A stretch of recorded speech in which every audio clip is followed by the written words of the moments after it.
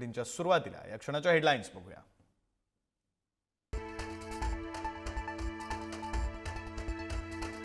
आशिया चषकात team इंडियाचा पाकवर विजयी तिलक। फायनलमध्ये पाकला धूळ चारली। संपूर्ण आशिया कपमध्ये टीम इंडिया अपराजित।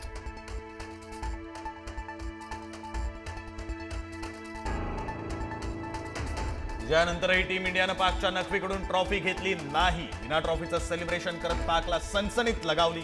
टीम इंडियाच्या कृतीनं भारतीयांची मनं जिंकली।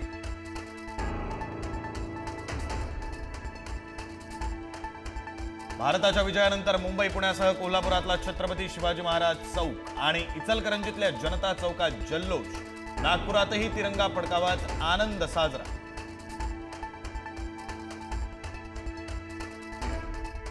महाराष्ट्राला आजही मुसळधार पावसाचा इशारा। अनेक जिल्ह्यात जोरदार पाऊस होण्याचा अंदाज। पुराचा धोका आणखी वाढण्याची शक्यता।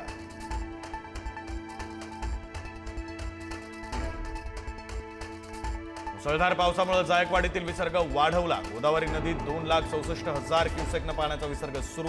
नदीकाठच्या गावांचा पुराचा धोका आणखी वाढला।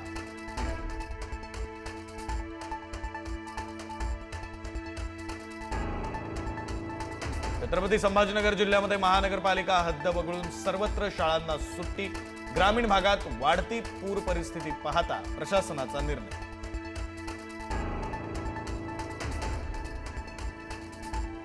कोल्हापुरातही पावसाचा कहर सुरू। सीना नदी भीमा नदीला आलेल्या पुरामुळे अनेक महामार्ग बंद। सोलापूरला पुराचा वेढा।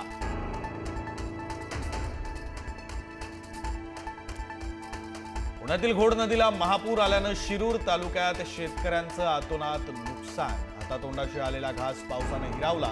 बळीराजाची मदतीची मागणी।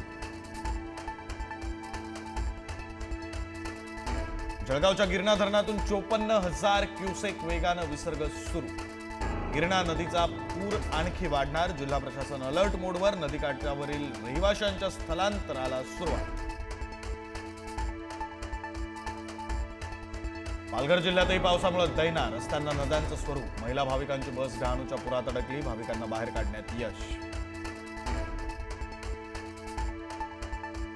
कल्याण खाडीच्या पाणी पातळीत वाढ। खाडीजवळ असलेल्या दर्ग्यात 10 जण अडकल्याची माहिती। दर्ग्याला चारही बाजूंनी पाण्यानं वेढलं। अग्निशमन दलाला पाचारण करण्यात आल्याची माहिती।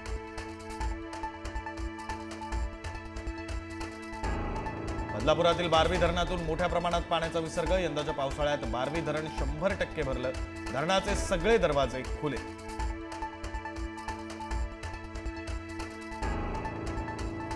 काँग्रेसची दीक्षाभूमी ते सेवाग्राम संविधान सत्याग्रह पदयात्रा। काँग्रेस प्रदेशाध्यक्ष हर्षवर्धन सपकाळ, तुषार गांधी यांच्या उपस्थितीत यात्रेला सुरुवात होणार।